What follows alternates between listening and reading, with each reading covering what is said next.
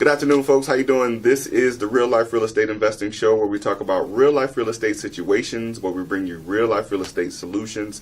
I'm your host, Glenn Glasper, affectionately known as Mr. Dollar Out of a Dime. And my guest today is my man, my brother, Mr. Robert Yancy. We call him Mr. Wonderful. And, you know, we did this before, man, but this has been a long overdue. You know, we've actually been talking about making this happen for quite some time. Yeah, so. I'm excited. You know, you must be doing something right when they bring you back twice. You know, so I'm extra excited. You know, this is our local Steve Harvey show. So, Yes, indeed. We got to tune into it every week for the Nuggets. So I'm excited to be here. Yes, indeed. Excited yes, to be indeed. here. So listen, man. You know, and I like to plug. You say our local Steve Harvey show. I love it. So make sure y'all continue to watch. And while I got your attention, go ahead and share. Like, share, give us some hearts, give us some likes. Go ahead and share it in the groups. Share with your timeline. Let's expand the knowledge. Share with some folks. It's the sharing season, so make sure you share this show. Share. Sharing is caring. So tell the folks who you are, man, and what you do. Can we talk about that picture you just showed me? No. Yeah, we can talk about that. No. But for all those that don't know me, my name is Robert Yancy. I have a tag that I go by, Mr. Invest ATL. And I'm the owner of Homes by Unique, as well as Unique Home Buyers. And what we do is we are a investment consulting firm, I guess if you could say, where our investment strategy, we specialize in real estate. We do also work in other areas as a hospitality industry as well as the auto industry, but we specialize in real estate. So that can be anywhere from your fix and flips to multifamily investing to wholesaling and trading, everything that has to do with investing in real estate. And then we also have what I like to call our secret weapon that we kind of keep under a nice cloth that we have, but it's a very, very dangerous and profitable tool. And for those who come into our consulting or train with us, we definitely open up that platform to you, but it's very special. But we're just in a pretty small but aggressive group, and we love the investing game. There's something, to me, whenever I talk about investing to people, I tell them that investing to me is just sexy. So that's why we like talking about it so much, because there's so many different ways where you can learn how to grow your capital, and other ways where you can venture into other areas. And what I like to do, especially now, is for the bettering of other people. So we do a lot of self-development and helping people become better individuals through financial literacy, and allowing them to be able to change their financial situations, as well as what they're going to be able to do for their kids, and just giving a whole new outlook on what it is to be an entrepreneur and to be able to make money. So it's hard. It's hard to explain. Like, we do so much and kind of bottle it into one, but it really all starts from the ground floor, and really just changing mindset as how you look at life, and how you also look at, the things that you want to do in life. And, the root of everything, in my opinion, comes from being able to, provide, to be able to make income, It's one of the only reasons why Atlanta has, terrible traffic. People, I'm blessed to be able to start my days after everybody goes to work, because we know the few times that I actually do have to get up and take meetings, I mean, the traffic's terrible, and it's everybody, running to get to work, because they got to do what? They got to make money. I hear the famous saying where people say, well, money isn't everything. And I always reply back, and I say, call Georgia Power and tell them that. Exactly. I like the saying, one of my mentors said, money isn't everything, but it's right up there with oxygen. Right. And it's true. What we do is we really push to, I guess you could say, we really focus a lot on being obedient to a cause before you decide to get the money, because there's things that can kind of get to you when you're in that process, and if you're not obedient to something, or you have a specific goal or what you're working towards, it'll really not make sense. You kind of just be doing that hamster wheel thing. So we specialized in breaking that and really putting the focus into individuals, because everybody has something different that they want to do. And the reason why we specialize in real estate is because I believe that real estate is the number one vehicle for the average person to be able to accomplish those goals and dreams. You know, I've been saying it for, you know, years, but, you know, and it stays the same. So. Absolutely. So, you know, you said some real good stuff, man, and I'm always, when I sit and have conversations with folks like yourself, I'm always tuned in to a lot of key words. And I want to make sure I, you know, reiterate those things and make sure the people that are watching understand some of the things that you're talking about and the seriousness behind some of what you're saying. I mean, you talked about, you know, being able to get up when you want to and not have to get into traffic and things like that. So, and you're a young guy. Can we tell folks how old you are? Yeah, I just this year I just turned 34. 34 years old. So, to get to the point of, you know, folks think that you have to have multiple degrees and have to attended, you know, all these Ivy League schools and things like that to be able to get to the understanding of what it means to be financially independent. Right. At a young age, being 34, what led you down the path of getting to having a financial consciousness? You know, we don't have enough time to talk. No, we don't have enough time. But that story is actually going to come out in my book, which is, I know, something that we're going to talk about afterwards. But I'll actually, 2019, I will be starting the process of my book, My Unique Approach to Success, and it's going to tell the whole story. And I've held off for years from doing this, and I've had many people, they say, man, you need to do it. People need to hear the story. But when you write a story, like when you give your life story like that, or just this is just the first portion, the first segment, you know, there's a lot of things that you have to open up about to really connect with people. Because my main purpose of doing it is not to make money. It's to be able to tell the story of my journey and my path that I went through that was, you know, it was pretty rough. And I know for a fact that there are millions of people out there that are going through the same thing. And, you know, you really want them to be able to say, man, I knew I wasn't alone. And, you know, this person made it through it, so I can do the same thing. And I think where we get lost sometimes when we start looking for motivation and, you know, books are successful people is that they wait until they get to the Grant Cardone level or the Damon Johns level. And, you know, it seems so far-fetched that they're just saying, you know, I'm just not going to be able to do it.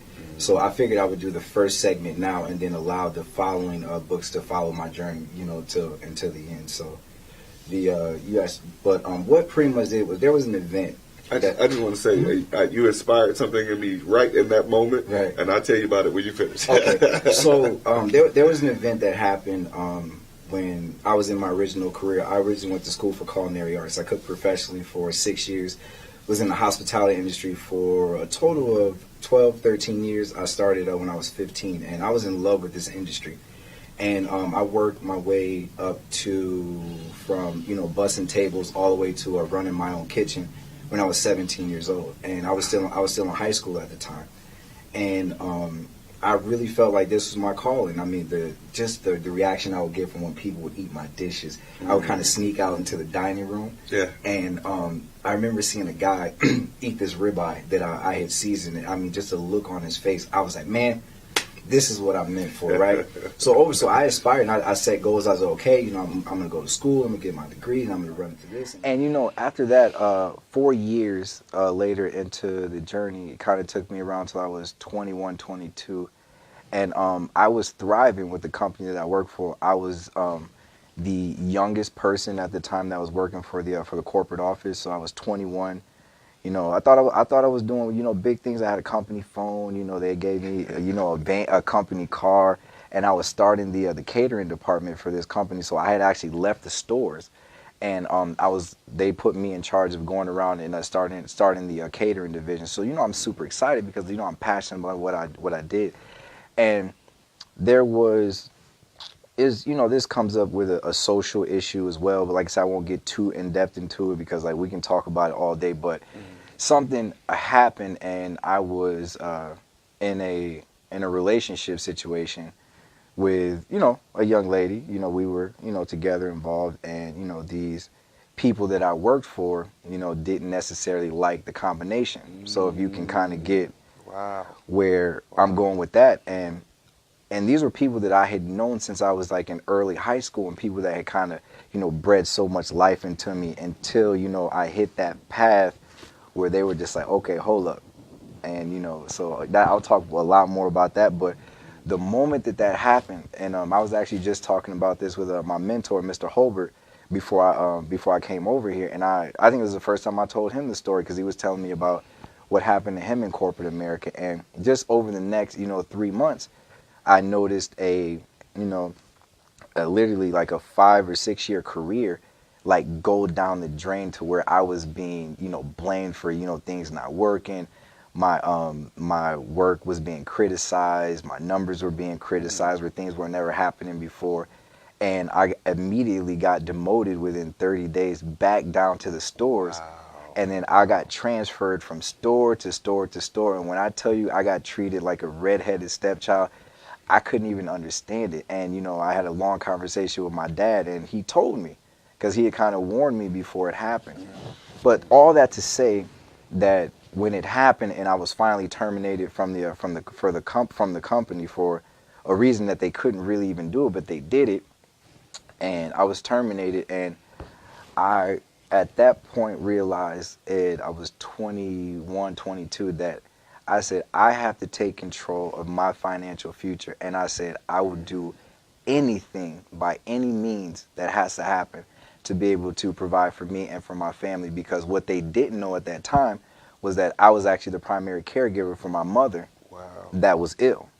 So there was a lot of things that when I was tying everything up in the hopes of a job and going to the next level. So whenever people talk to me, and I talk so passionately about things, there's a deep story behind it. So that's what got me on the verge to really trying to understand about money and independence. So I actually left there and went directly into the financial services industry. And I was under the direction of my good friend and mentor, Dr. Michael Burke.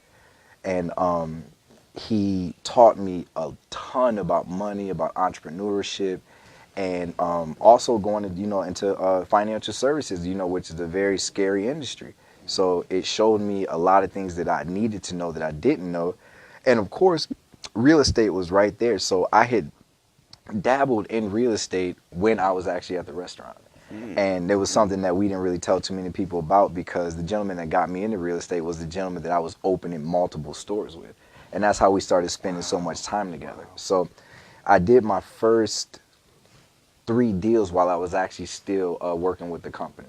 Really? But at the time, I really didn't know what I was doing, because that was around the time where, we were just buying it. We were living, everything was good. So, it was beautiful. So that's pretty much how it started. So after that happened, and then actually around the same time, so these are all the things that were happening. My mom was sick, I was taking care of her, was moving into another place. They had terminated me, and the market crash happened. Wow. All at the same time. Wow. So, anybody that's ever talked to me, they know when I ever go back to that time in my mind, it's like, man, it was ugly, but it was the biggest character building, time of my life. And that's where it started. So then I went into digging into books and, talking to anybody that I could about, how about this? So I took about a year off, and, my mom around that time, this was in 06 or 07. And then 2 years later, I had I had a stepmother and my mother. I lost them both within a 2-year period. So, it was, we were just all over the place, like emotion-wise and then everything. So after my mom passed away, I took a break from here, and I moved down to Miami. And, I knew one person down there. And I was like, I need to get out of this environment a little bit, and, just took a little bit of time to myself and did a lot of reading while I was down there. And, being on the beach and reading is something that, sometimes you might take for granted, even people that live close to the beach. But I got the most clarity that I ever had, in my life. And a good friend of mine, moved down there. He was crazy. He's crazy just like me. He's like, Rob, what are you doing down there? I said, man, I like it down here. I just need to get away. He said, hey, man, I'm coming too. I was like, are you insane? So he actually did it. He moved down there, and the best thing that happened was that he came. This is why I believe, that God does everything for a purpose, and he works through other people. That's why I always tell people, I say, you got to listen, listen, because there's something that's coming, and it's going to come from an unlikely source. Absolutely. And he came, and I was back in the hospitality industry down there, and I was ripping and running to get up one morning. And I remember going to his room because I needed to borrow his white shirt because we didn't do laundry. And I saw this white book there, and I remember this guy's face from the infomercial, and it was Dean Graziosi. How to Become a Real Estate Millionaire. And the book was brand new. It had never been read. He brought it with him. And I was like, did you read this? I was like, I remember seeing him on the infomercials. And he's like, no. I was like, you mind if I read it? Because we were down there, and it was slow around that time. So I had a lot of time to just kind of sit back. So I started reading the book, and within the first 3 chapters, that's when the second part of my life started, right? In the first 3 chapters, I realized everything that I had did wrong in real estate and other areas of my life financially. And within 2 weeks, I moved back to Atlanta, and I started buying houses again. Wow. Again, with that story, man, it speaks volumes about your character today. Yeah. Getting to know you in the time that I have, I always know that you like to do things in excellence, and you speak highly about how you speak in depth about things that you're passionate about, finances and things like that.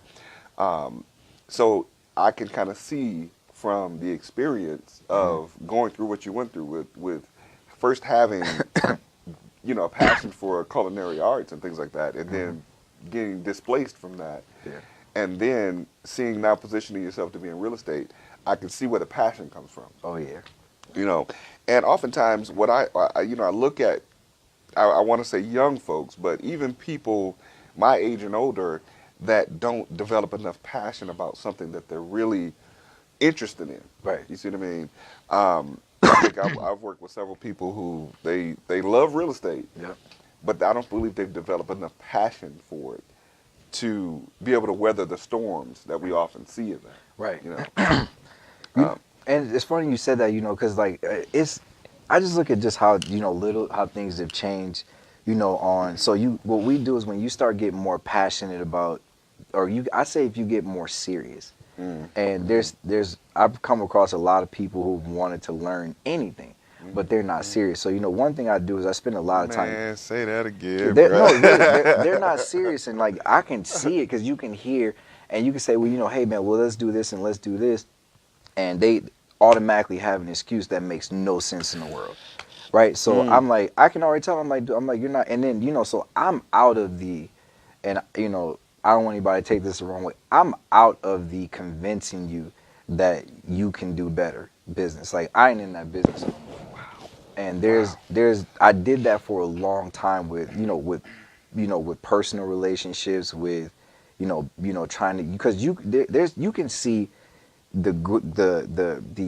perfection in people. And you can see people, that you can see, man, you're so fantastic, dude. But if you don't want it enough, you're trying to whip a dead horse. Like it ain't going nowhere. It's so, and you can get a lot of emotion tied up in it because with people like us, like we really want to see people do good. You know? One thing about me and things that I do, I never worry about me at all. Like I don't worry about me because I only know one way, and that's full speed ahead. Yes. Right? That I only know one way.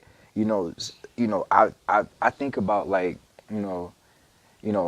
I've helped a lot of people, but I've never had to go through, the sense where I've ever had to call and ask anybody for a loan, for something personal. I actually did one time, but it was for business. And I remember, never forget that we did a deal, and I was short like 50 grand. Now, mind you, people call you and ask you for $100, right? we were going to the closing table, and there was a property that was supposed to. I had all my this time last year. I had all my money out there. At that time we owned it was 15 houses. It was and we owned them free and clear. It was a little bit over $1 million in real estate. So I'm feeling good. I'm like, yeah, man, we rocking and rolling. And one property didn't close, and I was short $50,000 on buying a portfolio of 7 properties. And I had to scramble to get on the phone to make some phone calls. But and the investor that gave me the money, they got a damn good return. That's why we got to get into lending, people. Lending's where it's at. So, it's just lending where it's at. Lending's where it's at. So, Well, you know, go I ahead. don't know if I can openly say this, but you didn't call me and tell me about that. Which one? The $50,000 that you needed. Yeah, but that was See, a year ago. I wouldn't tell nobody that they could call me and do that like that. Yeah. But So, where I got a sidetrack. Where were we at? oh no, you were saying that you were short on the portfolio. Yeah, and that was like, but I was, just thinking about, how hard I've gone for not only myself, but for my family and to make sure that they were provided for, and and I've always been in that mindset. So there's never been an option like that there was somebody that was going to help us. So Right. that's how we had to do so many outrageous things. Like I've owned multiple car dealerships, and I've couple of real estate companies, and things have gone bad. I've ended up in court for some things, and Yeah. but trying to do the right thing. So it's like when people like us, and we sit back, and we're at the point now where we can sit back, with our sweaters on. Oh, We yeah, can just yeah. and we can pinpoint and say, okay, this is a good move, this is not a good move, this is a good move, this is not a good move. Yes. So it's just glad to be in a place like that. It's all a part of the growth, and I take that back to when we're talking about people who don't have a passion for something. Right. When we're faced with a challenge, you and I, we're built for like whatever the challenge is. I'm gonna do what I got to do to get through it. Yeah. You see what I mean? Because you like you said, full speed ahead. We have a target, we have a goal. This is what our focus is, and this is what we're going for, and we're gonna get it done. And I look at different situations where people who develop an emotion, I'll use those terms. I use that term, an emotion for, we'll say, real estate. And because it's the sexy thing to do, and people want to get involved, and when that first bump in the road comes, the focus or the passion that they once had, or I can't even give them the credit for it being a passion, the focus that they once had and the that they had is all out the window because they don't know how to handle that. Well, you know what that is? It's not a passion, it's a fetish. It's A fetish is infatuation. There you go, an infatuation where it's like they just thought about. But I know where I got sidetracked before. I was saying what I spend a lot of time doing now is that I watch a ton of documentaries on champions, right? Oh, yes. So rather than outside of watching a lot of financial news, I watch a lot of documentaries, and what I've noticed is that and I'll tell you the exact documentary you have to watch on Netflix. You have to go watch Quincy Jones's documentary. Oh, yes. Called Quincy. Yes. I watched it 3 times. I almost didn't watch it. It's amazing, right? Yeah.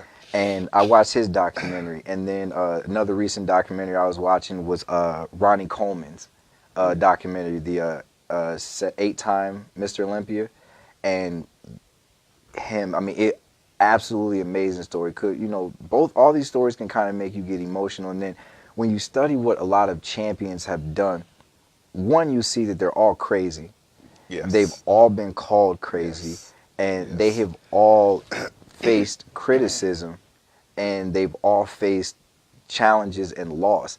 So, Ronnie Coleman, he is one of the most talked about bodybuilders today in history, but he put his body through so much strain that he's borderline crippled right now. And he still says he wouldn't go back and change it. Every bodybuilder envied him. They said, we have no idea how he can lift that much weight. We have no idea how he can put on that much size. Wow. And even the people that they interviewed to go talk on his documentary, they still said that they would never go as far as he did because they said it wasn't worth it. Wow. But it was worth it to him. Absolutely. You know what I mean? Absolutely. So he was just, and then Quincy Jones's doc, I had no idea how powerful he was. Absolutely. In the industry. And he was a perfectionist and a champion, and he did it in his own right. So that's one thing that I really loved and respected about it. But that we spend success. It only has one recipe. That's what I started realizing. There's one recipe to success. You got to be willing to do what nobody else is willing to do. Absolutely. You got to be willing to be talked about. You got to be willing to be laughed at. You got to be willing to be doubted. You got to be willing for people to shake your hand and smile in your face, and then dog you out when they turn around. We faced all of it. And you know what? I just sit back and I just say, hey, I'm on the right track. Yes. you know, Yes. very, very successful financial services mentor of mine, Sam Shepard. He remember him saying that when I was in my early 20s. He said, "You better get ready for it." He said, "It's coming." You know, he told me a story about how the pastors talked about him in church. Wow. You know, one time. Wow. Wow. And all because, you know, he was so serious about and focused about providing for his family. Mm-hmm. You know, and, you know, it's all going to come. So that's why your passion really has to come. That's why you have to, like we talked about passion. You really have to be passionate about what you do.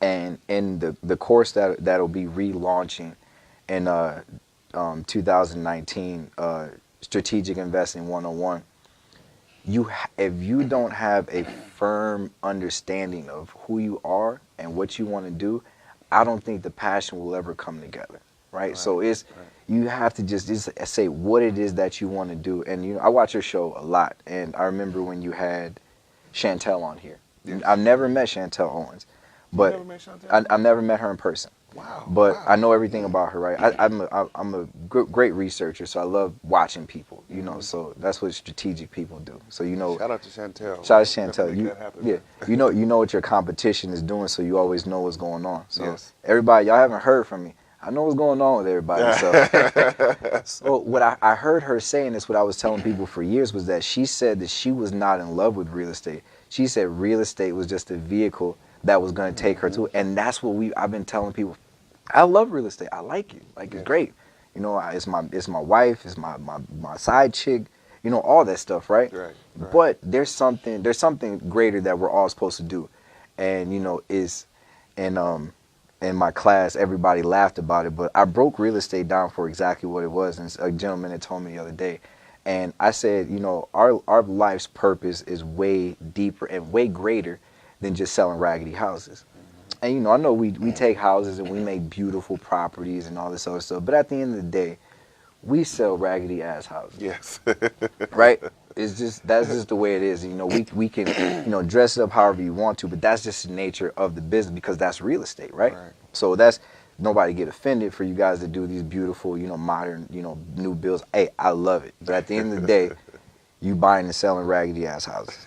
Right? So but what you do with the income that comes from it, you know, you have people that do it and then people see them succeeding and you use it as a way of inspiration to inspire the next generation. You know, one thing, you know, I honestly will tell you, and I've said it publicly before, and I talked to my partner John Stafford about it. Shout out to the Grind Guy.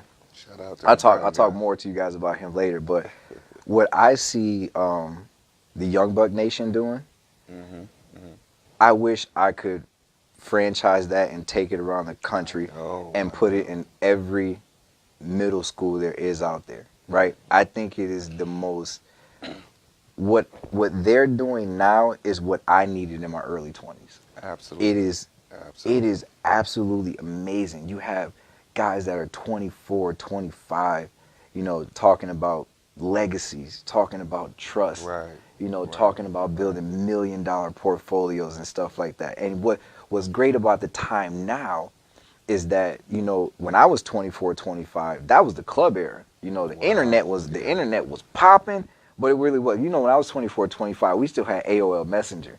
Anybody remember that when it was like, bring?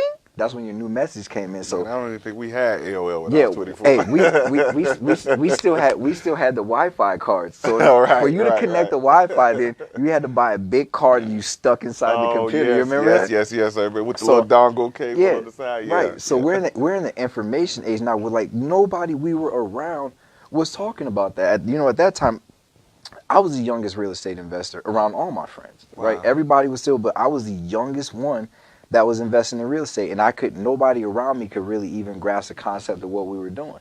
You know, I'm buying. You know, my first house that I bought was in downtown Roswell. I was 23, and it was a $300,000 house in downtown Roswell. A young black guy from Lansing, Michigan. You know what I'm saying? Wow. My neighbors, it bugged them out. But you know, so I've always been like in that spirit. But that's one of the things I think and I think that's what a lot of everything that we've gone through and what we've done, and then we've been able to, you know, bring all of our experiences to a halt because, like I said, there was nothing around like that. And you know, now, so you had, you know, Don, I mean, you know, I haven't talked to him in a while, but Don Jacobs, you know, and I'm get, you know, and thinking this thing, I'm gonna do what a lot of people don't do. I'm gonna give everybody their props because I'm a fan of everybody, right? Oh, absolutely. I'm a fan of everybody, a hater of no one, right? That's right. So Don Jacobs was the first African American male to open a platform like this for us.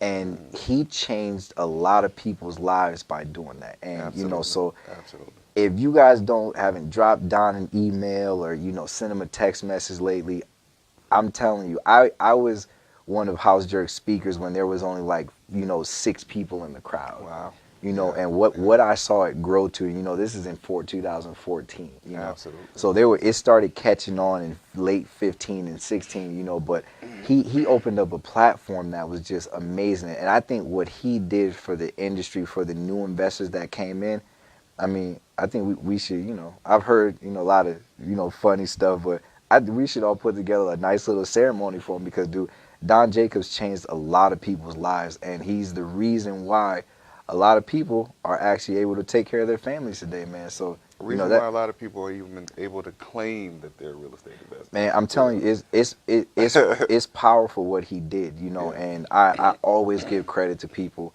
who've done great things, you know. Even, you know, he inspired me. He used to call me like nonstops. He's like, Rob, man, he's like, man, we need you to come speak. I was like, Don, I'm out here rehabbing all these houses. I don't got time to be speaking to nobody, man. I'm getting killed out here in these streets, you know. And but I got a lot of respect for him. I have a lot of respect for Arrow and his group. Definitely. I think what they're doing is absolutely, it's just amazing, man. So it gives a greater outlook for, you know, just I look at our culture and I look at what it's doing for our generation. Yes. And seeing these kids, you know, come out of the streets and getting into the thing, you know. So I think that's great. So my hat off to everybody. Definitely. So, you know, and just along those lines, man, we're actually putting together some things to kind of give credit to, you know, give like recognition to some of the people that have actually pioneered some of the things that allowed us to be able to get to a different level in our business, you know. Because you think about back when I started Real Estate Investor, we didn't have the House Jerk, we didn't have Ramon Tukes Deal Makers, we didn't have, you know, Young Buck Nation type of events. We didn't have Real Life Real Estate Investor. Man, there was nothing. Right. You know, like this will be in the book too. But my journey back into real estate in 2009, there was 2008, 9. Man, it was so cold out in the streets. Yes. You know, there was nobody. Yeah. You couldn't even get real estate agents on the phone. Now I know you guys see real estate agents. Everybody's popping up at closings right now, and West Side is the best side. Let me tell you something. I used to call real estate agents. No call. This is when Rasmus Realty used to own the whole portfolio of everything down the pitch. Only thing you were getting was hopefully get a lockbox code that was already listed on the MLS. Other than that, nobody was picking up the phone. Yeah. Nobody was showing you a house for $750 commission. They was like, yo, you're on your own. So I spent 4 months driving 30314, 30318, and all these areas with a list that I would print off every day from foreclosure.com, which ain't even a website no more. But that was the source to get all the good leads for properties back in the day. So I mean, there was nothing around it. Man, those were some cold days, man. Well, you know, I have to give some credit. You know, I came up through Georgia RIA. And I learned a lot from the people that were there. Now, I'll be honest, you know, I had some good relationships with some folks that were there. Right. But their mode of operation, and I can't hate on them for it, was, you know, if you don't pay for information, you're not going to really get a whole lot, you know. And to some degree, I got that, but it was so cold, like you said, like just going up to somebody and trying to strike up a conversation, that wasn't something that happened. Yeah. If you're not at least speaking enough of the lingo to be able to hold a conversation, you're not somebody we're gonna talk to for very long. You know, at that time, I didn't even know who to call. So I remember being on the chapter about submitting offers. So I was literally reading from the book and negotiating with the agent on the phone to get my when I got my first property under contract off the MLS. So you know, where there's, like I said, there's where there's a will, there's a way. And I had a very strong, you know, will. I had a very strong why. And I talk about that in you know, in all the presentations that I do. I had a very strong why. So I wasn't gonna quit. I was gonna figure it out, regardless, whatever happened, so, but it was a journey, man. Well, and that's the most powerful thing about anything that we do, man, is sticking to the journey, and knowing that there's a process, I got to give shout out to John, the grind guy again, man, where he actually he commercialized the phrase trust the process. Yeah. And of course we all had some understanding of trusting the process, but when you understand that you're not the only one Right. that go through some ups and downs and things happening, deals don't close when you expect them to. Yeah. Just certain things not happening the way you want them to. You got to understand that to everything that there's a process. Yeah, and man, I don't know how much time we got to talk about, but like I said, John Stafford is one of the most hungry, talented, just fierce guys I known, man. And we spent a ton of time together. He was my right hand. He still is my right hand man for this is probably going on 4 years now. And I've been with John since the beginning, man, and just to see his growth, like it just like I'm talking about now, and I can't stop smiling because I remember where we were, and then now it's just like but man, he had the reason why I chose him to work with me was because I could tell he had the same fire that I did, and business wise, we've never had an issue. He's been able to call me and vent.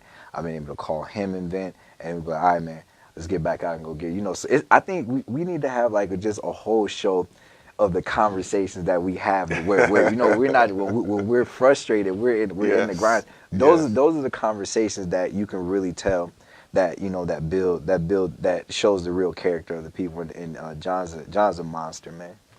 And I'm happy to have him on the squad. It's those things that people don't see behind the scenes. Like, you see people, they go to the closing and everything looks good. And I think that's the it's a great thing. But I believe that's the misconception that a lot of people that are coming up in this business have about how things happen. Right. Like, it's almost to the point where they look at the HGTV show, the flip and the flops and all that other stuff, and they see the deal start and they see it finish in that hour show. Yeah. And it's all good. But that in-between stuff is the thing that I've always wanted to get people to see, the process of how it happens. That's where real life real estate came about, where I want you to see, like, even though it can be something that's bad or whatever the case may be, it's a part of the process that helps all of us grow and to be able to do what we do. And that's the thing that I believe that keeps people from actually succeeding, in my opinion. Because they're saying, no, it's not supposed to be that way. And then, people will call me. You'd be surprised, man. I become like a real estate counselor. People, I get calls all the time, and I'll be on the phone for hours. Yes. all because, I really care, because I want everybody to succeed. So I'm like, if I can spend a little bit of time with you on the phone, and just talk you off the cliff, because by the time they call me, they're right there on the bridge.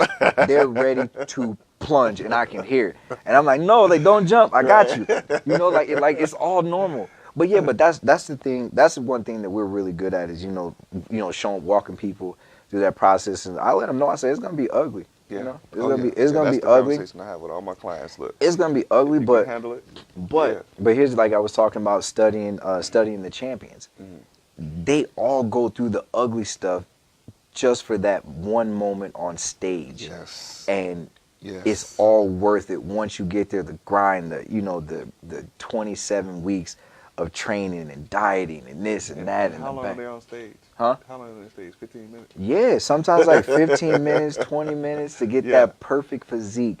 And they could quite possibly not, and like I talked about, Ronnie Coleman's story, but the first 8 years he was competing, he was getting destroyed.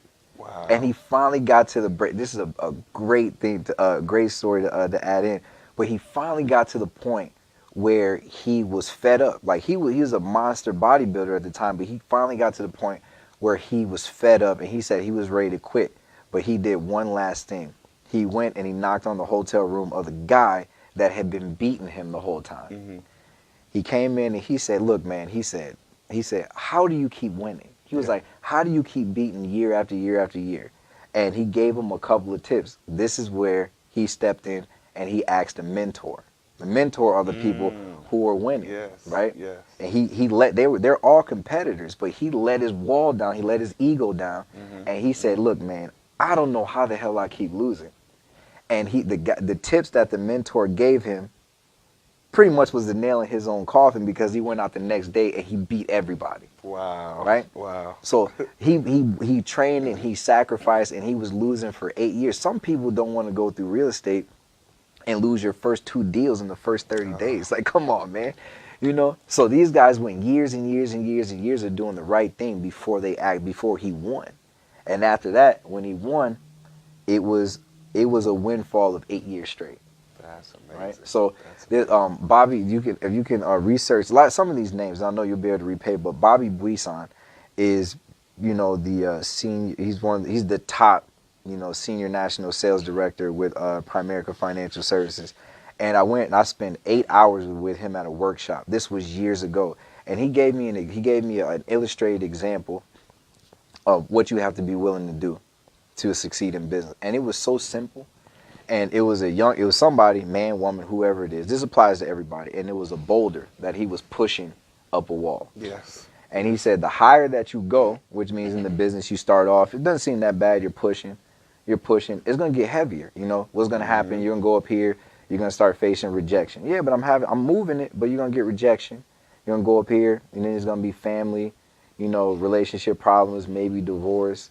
I'll get as real as they come. I'm real. Right, so you child support, man. Then you get past all that stuff, and then what hits you next? The tax man, IRS, because everybody's been through it, right? So we're going up here, IRS is hitting. Then a little shifting, some things aren't going right, so kind of drag back a little bit.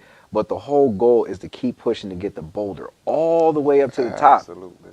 Because once you get a boulder to the top of this mountain, or to the top of this cone, once you push it over the edge, you can't stop it. That's right. And when I understood that, I never complained again. Yes. When I saw that example, I said, okay, cool. I just haven't pushed the boulder over. Haven't pushed the boulder over yet. Right? So I got to keep pushing. Keep dealing with all this stuff. It's going to hurt. It's going to be pain. Deal's going to fall apart. This is going to happen. That's going to happen. And at the end of the day, I shrug it off, and I'm like, well, that means I'm right on track. Yes. So when you have that, when you understand that behind it, you just keep going. Definitely. So I want to talk about this event, man, that we got coming up, man. Listen, if I could say how excited I am, I'm probably not telling the truth. Master the Money Game, man. We did this event earlier this year, January, and we're doing it again January 19th.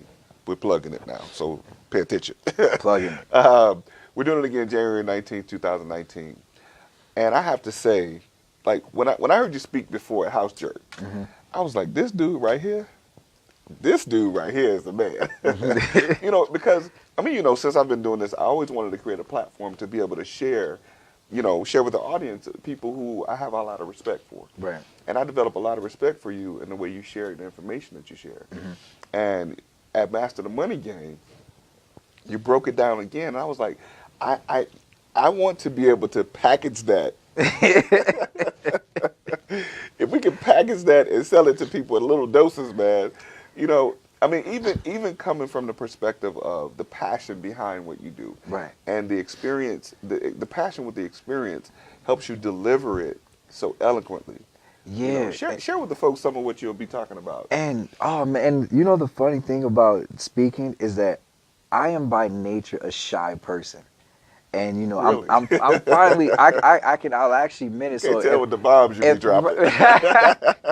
So like if people see me at networking events a lot of times, I'm normally nonchalant, I'm just real there. I come to get information, and I'll be like real chill. But it's the gift that I've been given that forces people to come up to me, and they and there's also people know once I start talking, it's over. Like I can't stop. It's like I'll try to control it, but I just can't stop it. But that's the passion, man. It comes out. I'm passionate about change, and change comes in many different forms. But I believe, and I'm going to say this, and I hope everybody takes it to heart. I believe if we can empower our people economically, that socially everything will change. And I believe that with everything that's inside of me. And I think I have a passion to change as many of us financially as I can, because when financial issues go away, social issues go away. You know, Definitely. I won't sidetrack too far, but Dave Chappelle said something that it was a joke, but it hit me. And you know, he was saying, he said, you know, something that happened to him, and he said, you know, I did something that most black men in America don't have time to do. He said, I had time to sit back and think about my feelings. And I paused the show, right? And that said a lot, but he said a little, but it said a lot to me. And it's basically because we don't have the resources and we don't have the platforms to be able to sit back and do that. And it hit me and said that, right? Even him just thinking about that. And that's you know, deep. So that's where a lot of the passion comes from. And I just see how it's changed for me and what I've done socially. And I think that if we're able to do more of that with us in our culture, I think we could change the world. I really do. So You said if we could change the way people think economically, it'll change the way that we are socially. Yeah. That's so powerful, man.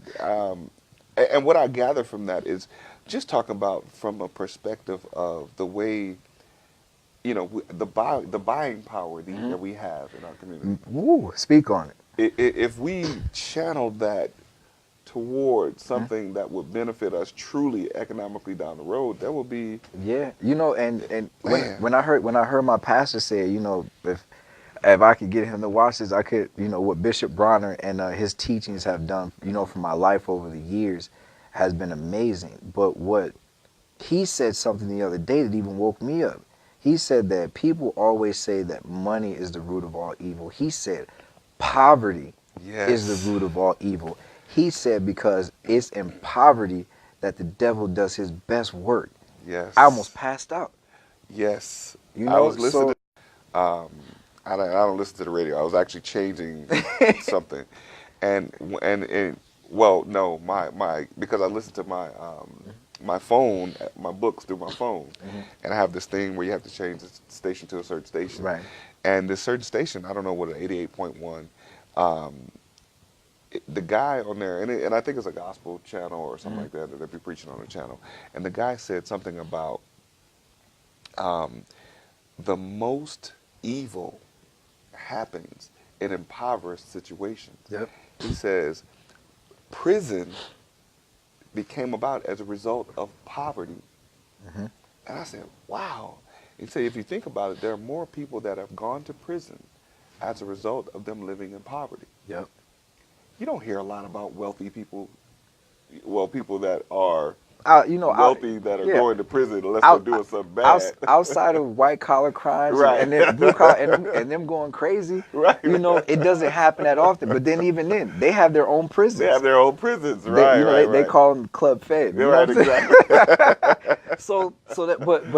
But like I said, we can talk about that as long as you want. But we master the money game. You know, I was honored to actually. I think the premise of that event started when we were talking in the parking lot on Buford Highway. Remember at the bakery? Yes. So I forgot about that. Right. Shout out to Cassiana. Cassiana, she just called a random a meeting to kind of talk about new, you know, strategies in real estate. And she was talking about nonprofits, and I came out, and Glenn was there, and then me and Glenn, we just started rapping in the parking lot, talking about money, talking about, you know. I focused a lot on financial literacy because when I went into the financial service industry, all we did was we basically talked to people about their finances, budgeting, insurance, retirement, and, you know, the basic stuff. And I started really realizing, I was like, you know, a lot of people, they want to invest, but I said they can't get past this first hurdle, which is just, you know, figuring out how to keep their bills under control. Yeah. And what I started realizing was that psychologically, they could never see the greatness in real estate or any other type of opportunity because they're worried about paying the light bill. You know, so I said that if we could help people get that under control, then investing will become easy. You know, and that's one thing that I broke down at the event was that investing is easy for me investing is easy for me because I made it to where my life has nothing to do with the income that I make, right? Maybe I'll say that again. My lifestyle has nothing to do with the income that I make, right? So which means that I made a firm decision and I made a plan, and this is all what I break down in a lot of the presentations that I do. That once you have a clear plan, my goal is to be retired September 2nd, 2020. So I have a little bit over a year and a half, and the gentleman that I heard say this, and it was the first thing that woke me up. Like, you got to listen, because sometimes those jewels, they're coming. And he told me that retirement isn't an age. He said retirement's a number. And so can I stop you for just a second? Yeah. And I hate to cut you off because Come on, it's good. I just hit the pause button. I want these folks to get what you said, though. Mm-hmm. You said you're retiring September 2nd, 2020. 2020. Mm-hmm. I write it down every day. Right. So most people say, I'm going to retire by the time I'm 50. Mm-hmm. I'm going to retire by the time, or by year 2000, such and such. Yeah. But you have the actual date set. And I've been writing it down for 2 years now. Wow. So, and I'm actually gonna bring. That'll actually be at the event. It'll be the first time. Because now we're getting to the point where I was really closed off. I'm gonna bring my 3 Bibles with me, and I'm gonna show everyone how I do my planning, how I run my business, and I run my life from 3 books. Wow. Well, no, actually, one's a legal pad and 2 are books, right? So I run life and business all through that. And I have a saying that my mentees, they all know it by heart. I say, I'm not going to cuss, but I say, if it's not in the book, I don't mess with it.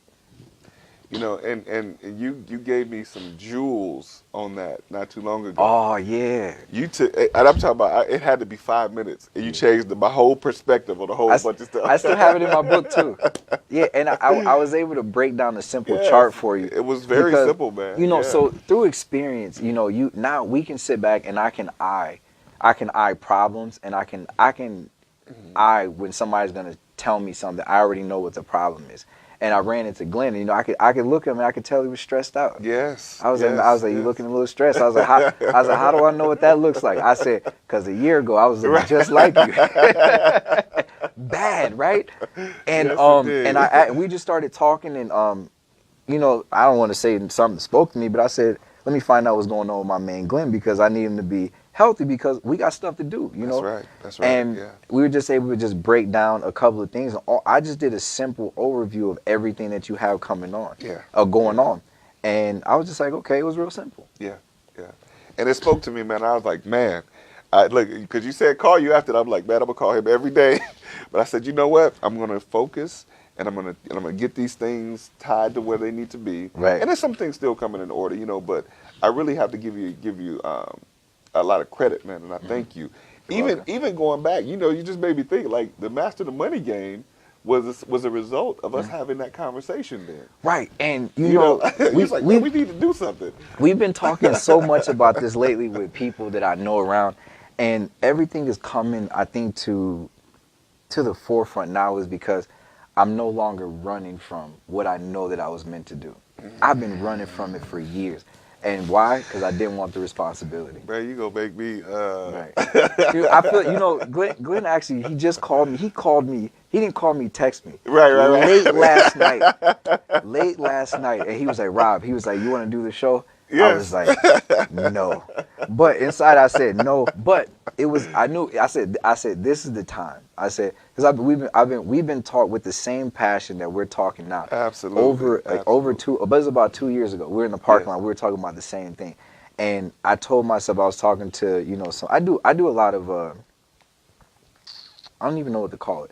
I do a lot of calls with people that I respect sometimes on a daily and nightly basis. So before I go to sleep, I'm going to talk to somebody who is, you know, breathing life into my purpose, right? Yes.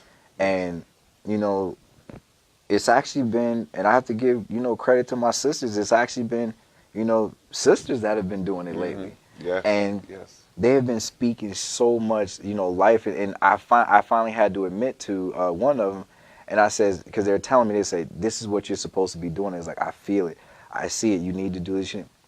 And I had to finally be honest. And I said, I've known this for years. You know, I said, I've just been running from it because I said, I didn't think that I wanted the responsibility that comes with it. And there, what we're about to do, there's a huge responsibility. We're gonna give up a lot, but it's for the betterment of everything. But going to the event, Master Money Game. I mean, you couldn't ask for a better lineup. I mean, you got. Not only do I have the pleasure of him being just my mentor, but you know, it's funny. I say he's my mentor, but then he tells me I'm one of his mentors. I'm like, how the hell am I your mentor?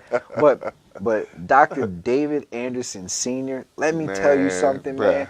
This brother right here, if he runs for president, we vote. So if he runs for president, y'all better check for the voter situation. You better check for the voter situation. I'm probably hit it a couple times. Right. Myself. So to have Dr. David Anderson, to be on the panel with Dr. David Anderson, and I'm going to talk more so about the other speakers than myself because, you know, I'll let them do it. But I don't think you got to be able to get Dr. Anderson on a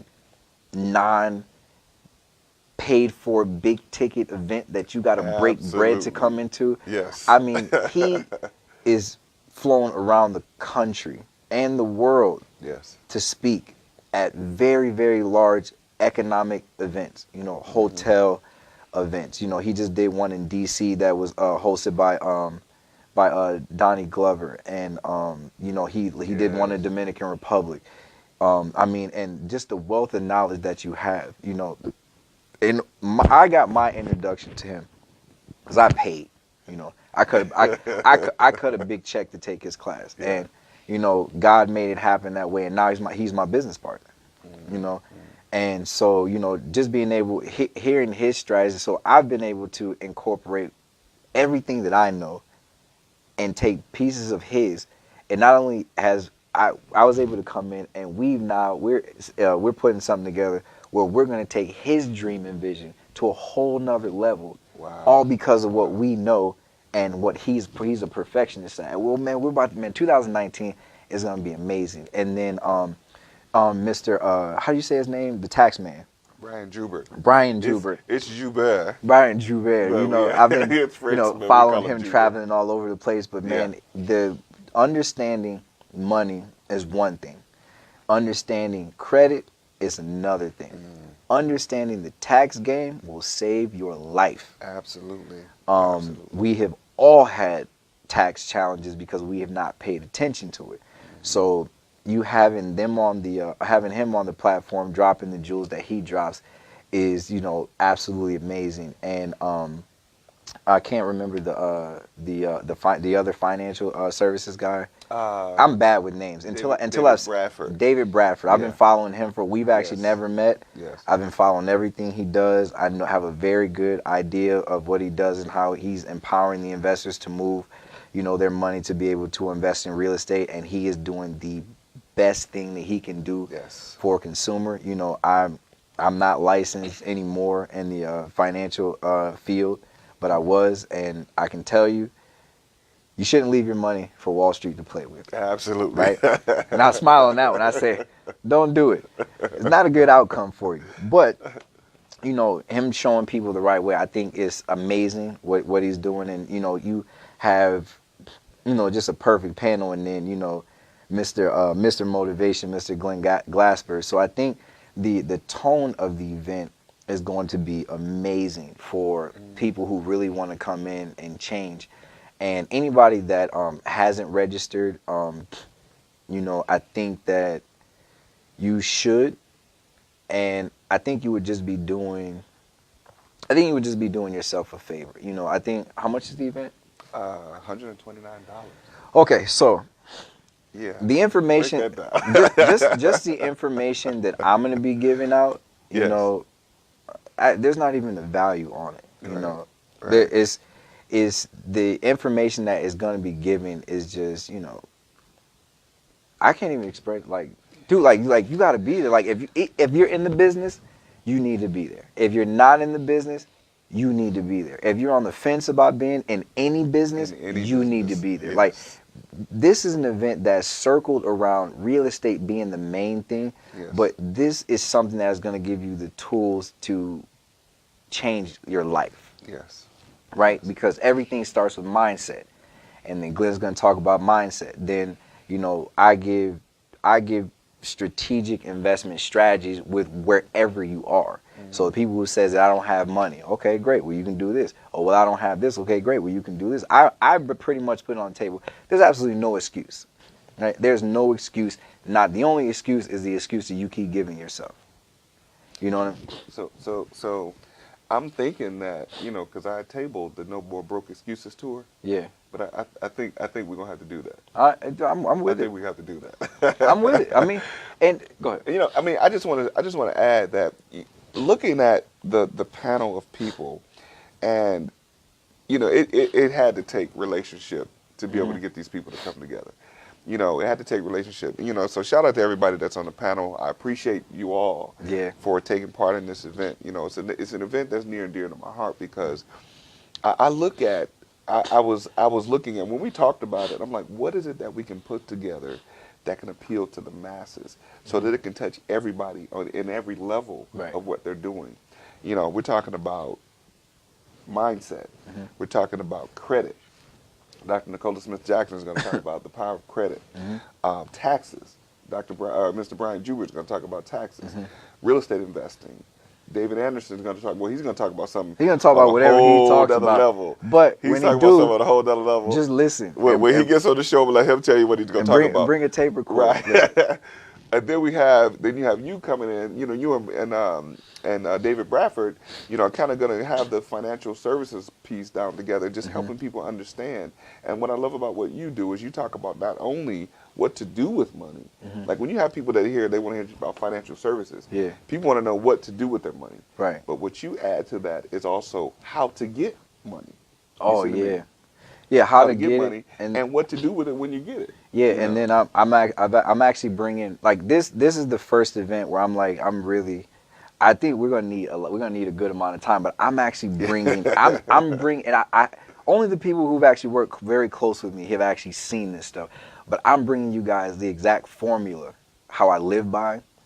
I'm gonna give you the way that I structure everything, and I mean it's I believe that's the platform to success. And like I did it and I do it for it's for a certain amount of time, right? Then after that you can do whatever you want to do, but these are the tools that are really going to show you. I mean, to build a bulletproof portfolio, like he said, he broke down the date, but when not only there's a date, but there's a specific number of liquid capital, there's a specific number of cash flow, there is a specific source of that cash flow. There's where I want to live. There's how much I'm projected to need. All of that is there, right? Absolutely. And all of that comes from, so you have, financial planners that they do. I've heard people, kind of do it, but nobody breaks it down like this, right?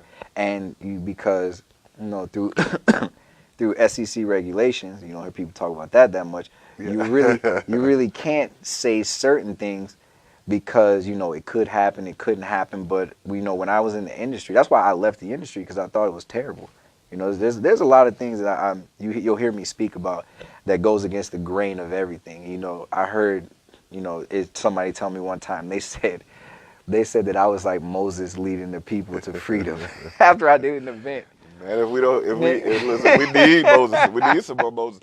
Because it's necessary, man. I want us to be able to help people see the possibility in being able to make a difference in their lives, starting with a little bit of nothing. Yeah, make a difference in your lives so that you can make a difference in somebody else's life. And who said that? Somebody Will Galloway said that the other day. Shout out to Will and Tim, Shout out to Will and Tim. At Wholesaler to Us, he said that it is our responsibility to do something and be somebody in our lives so that we can see to it that other people follow us. Yep.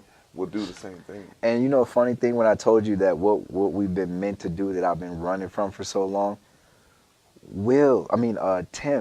Tim Harvey was the first person that called me. and he called me out of the blue, and I talked about it on the last show. This is how Yes, long ago it yes. was. Wow. And I had a phone conversation with him from Norcross. I got up, got dressed, talking to him, drove all the way out to East Point, talking to him, and all the way back home. And he said it was just on my heart to call. He was like the 8th person. And it's almost like God saying, hey, I'm trying to tell you what to do, stupid. You ain't listening, right? So Tim, and he spoke so much, you know, he's spoken to in this exact, so I said, you know what? I said, I can't run from this anymore, Yeah. you know. Yeah. You know, I'd be a fool too. But yes, just shout out to them, man. They're good. Those brothers are inspiring, man. You know, I'm always blessed. I feel like I'm blessed to be connected to so many guys with such intelligence, such knowledge, such wisdom. You know, and to be able to make a phone call and to get the insight on things that I know that I'm missing. You know what I mean? It's a blessing, man, that we have the circle of people that we have. That's powerful. You know, if I pick up the phone and I call Dr. Anderson, he answers. Yeah. You know, and I'm like, I had a problem with a property, and we had a $36,000 water bill, and I called Dr. Anderson. I needed help. He made one phone call to a contact at the city.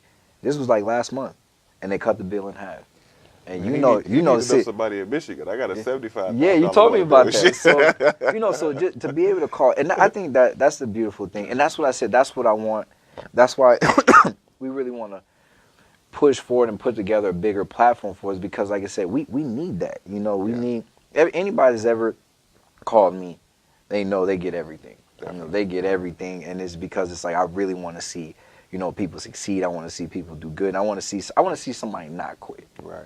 You know, right. So, you know, being able to pick up the phone, like Glenn calls me last minute last night. He's like, you want to do it? He's like, we need to film the thing. I was like, okay. My man, and I appreciate it, man. You got it, but just it, here's the kicker behind that.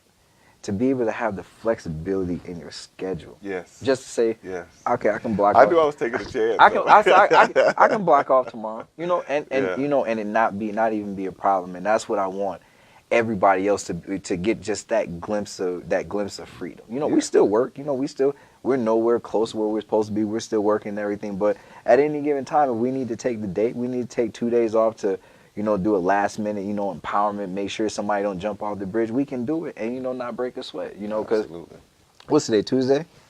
No, Wednesday. Today's Wednesday. Oh, yeah, today's Wednesday. Yeah. Oh, yeah, so we got people, they're working, the attorneys and stuff are working, and we're here talking. Yeah. Don't stop working, y'all. Don't stop working. We need you. we need y'all. No, but on that note, we do got to get out of here. Has it been that way? Yeah, man, it's been a minute. Hey, it's been like we've been here for like 5 minutes. We've been rocking and rolling. All right, so we're gonna do part 2 next week. Part 2 Everybody coming up. Well, listen, man, I appreciate you coming through, brother, man. I appreciate you for everything you do, man. I appreciate you, man. You got it. You changed my whole perspective, man. I appreciate you. So listen, this has been the Real Life Real Estate Investing Show. Don't forget to get registered for Master the Money Game. Y'all see the lineup. It's going to be amazing. Like, you know, it's amazing that I ain't got to pay him $329 to come and have this conversation right now. Mm-hmm. So to be able to get him, for the time that you'll be able to get him and ask him all the questions that you'll get to ask, it's a great investment. Check out the lineup. You won't go wrong. Check out the testimonials of the people that's going to be telling you about it. It's coming up January 19th. We look forward to seeing you all there. Also, before we go, I know he just closed it out. I want to do. It cut off? Oh, go ahead. From a business aspect, the cost of these events, what most people don't realize, is kind of just to get us to the point where we break even for actually putting the event together. So the venues cost, you know, a couple G's. You know, then we're providing lunch and sound and lighting. Absolutely. So what I want everybody to get in the mindset of is that, you know, a lot of times people pray a lot. You know, I'm a prayer. I'm a big prayer now. You know, I pray for a lot of things. But people pray for, you know, an answer or an opportunity or something like that. And, you know, sometimes an opportunity can come dressed, you know, like $129. Absolutely. And you can miss it because you're like, oh, I don't got $129. Look, everybody's got $129. If you don't, inbox me. I'll show you exactly where to get it from in less than 5 days. So we got plenty of time, right? Wow. Listen, take them up on that. So, that's just one thing about it. But I really would like to see this event packed out. The last one was really good. But I would like to see this event packed out to the back, and nobody on the panel, as far as I know, has anything to sell. I don't want Right. to sell anything. Right. I don't want to take any more coaching phone calls than I have to. Like seriously, like we're good, right? We're Right, cool. right, So right. I don't think anybody has anything to actually sell. This is something where you guys are gonna come out and get a whole new perspective, because I think this is gonna be like the coming out of the new me. But when I tell you I'm gonna bring fire like I never brought before, and people that know me, you better be ready. And when I let me say speak, this. I don't hold anything back. He's being modest, saying that he's going to bring the fire, and he's calm about it. Wait till you hear him, though. Yeah, it's really gonna come out then. But man, Definitely. we're bringing a total of a good 15 years of pain, and Yeah. when from pain, when you birth through the pain comes the beauty of everything. So now you're gonna get this, but then we're gonna give you the beauty and how to get to it. Definitely. So everybody needs to be there. If you have any challenges, inbox me, inbox Glenn. Yeah. We'll figure out how to get you there. If you have kids that are old enough to understand on any type of level, you need to bring them with you too. Bring them with you. You know. You know what? I'm inspired. I think we might create a discount code for the people that watch the show today. Okay.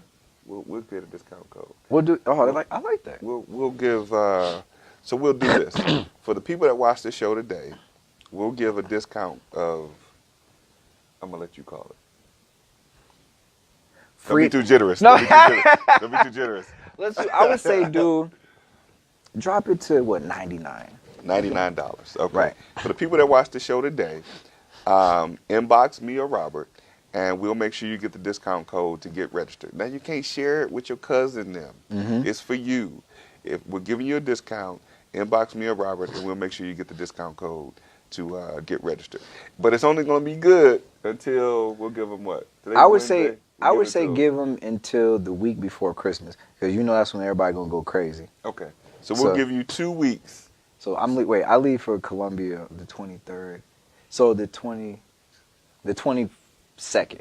I think Friday. That's the Friday We'll before give 2 Christmas weeks. Eve. Okay, with 2 weeks. 2 weeks from today it's about the 22nd, something Right. like that. Yeah. So we'll give you 2 weeks to get registered. We'll give you the code. Inbox us. We'll make sure you get the discount code, and we look forward to seeing y'all there. All right. All right. Have a Great time. Thank y'all for watching. See y'all soon. All right. We All love right. you guys.